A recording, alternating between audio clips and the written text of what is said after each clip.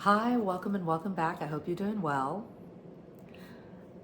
Dr. Martin Luther King said, as long as the mind is enslaved, the body can never be free. How can we apply this to narcissism and narcissistic abuse?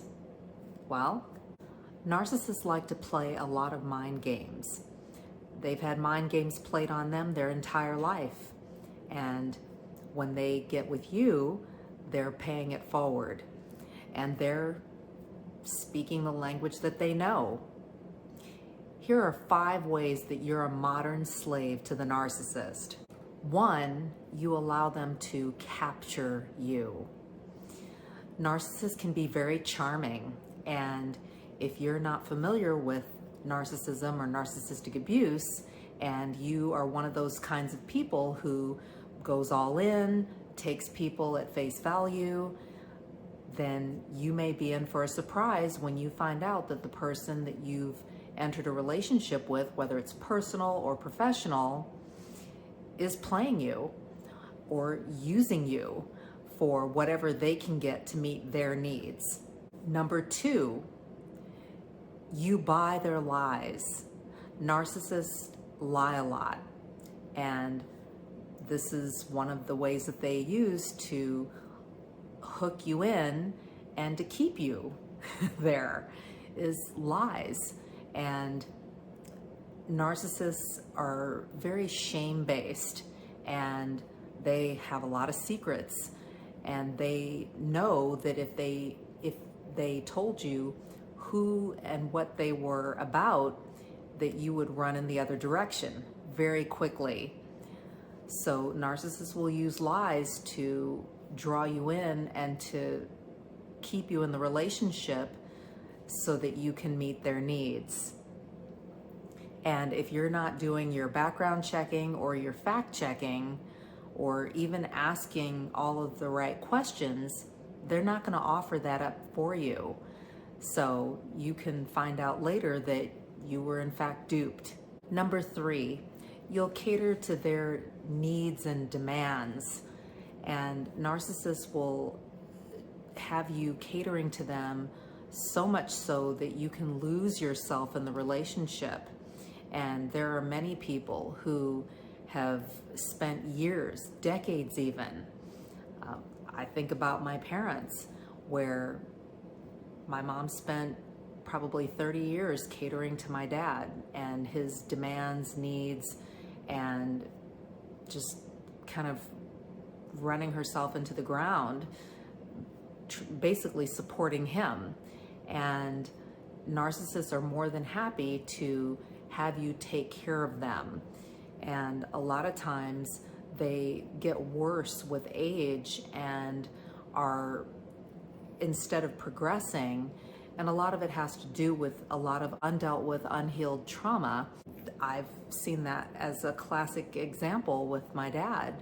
Just a lot of unhealed childhood wounds that just got worse and worse as he got older, and he actually regressed in his career, relationships, and even his circumstances. And a lot of narcissists will do this. And if they have someone who is willing to cater to them, meet their needs, and doesn't pull away or cut them off or lay some very firm boundaries, they are more than happy to take advantage. Leading to number 4, you'll stay with them even after they've shown you who they are and what they're about.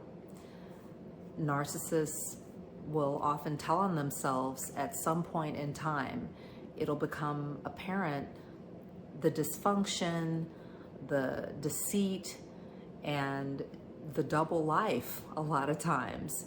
And if you choose to stay with them, once they've revealed these things to you, for whatever reason, usually they present themselves as someone of value, or they will trick you or play games with you mentally into thinking that you can't live without them, you need them, that they're the ones that are doing you a favor or helping you. And oftentimes it's the opposite.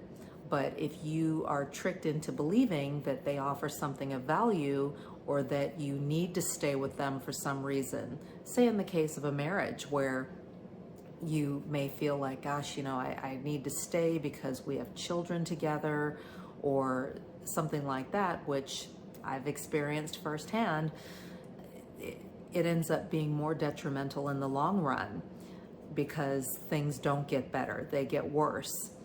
And it could even be in a professional relationship. I remember being confronted by a vice president when I was prepared to leave a job that I was working.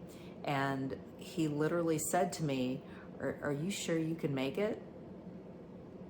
I'm like, really? Let's think about this. I'm a woman, I'm a minority, and I graduated from a top-notch school. Yeah, I think I'll be okay. A lot of times you're led to believe that you need to stay because there's something of value or that you can't make it on your own. And that's not necessarily the case. Number 5, you give them access to your mind instead of cutting them off. And this can be challenging because if you have invested a lot in the relationship, you can feel like, gosh, I don't want to just throw it away. Or again, there may be children involved if it's a marriage or some kind of partnership where there are kids. Or gosh, I've put in a lot of good years at this company and I can't just walk away, or the money's really good, or I'm about to get a raise or get promoted. I really think I want to become a VP. It could even be something like, well, I cut him off a while ago and he's harmless. He's more annoying. I don't want to change my number. I don't want to go through the trouble of cutting off this or changing that, where the narcissist still has access to you. Or I don't want to move. I don't want to relocate. I don't want to uproot. I don't want to leave my job. When by staying in whatever capacity or giving the narcissist access to you, they're having access to your mind as well and are able to get into your head. Even something as a simple message can get into your head or put the narcissist all of a sudden top of mind. Even if you left the relationship months ago or years ago, the narcissist is going to find a way to put themselves at the forefront of your mind. They're going to, hello, yoo-hoo, hello.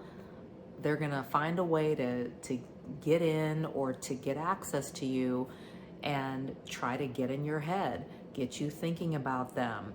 Even if it's in a negative way, get you angry, get you frustrated, make you feel anxious or frustrated or just weary, wear you down so that you'll call, so that you'll respond or react and give them that attention. Once they have your attention, then you'll get bombarded with all kinds of lies and manipulations and things like that, or crises. And then suddenly, whether you mean for it to happen or not, you're sucked back into this drama and this chaos where they can manipulate you, toy with you, maybe even flip the script and use you to make somebody else jealous, or pull you back into the relationship, get you to take them back, and then dump you so that they can feel like, haha, I did the dumping. Detach, go no contact, stay no contact. Do the deep work to heal yourself and your own trauma. Don't be a modern day slave. You're not alone and you're not crazy. Know who you're dealing with, know who you are. Take care, and I'll talk to you soon. Bye-bye.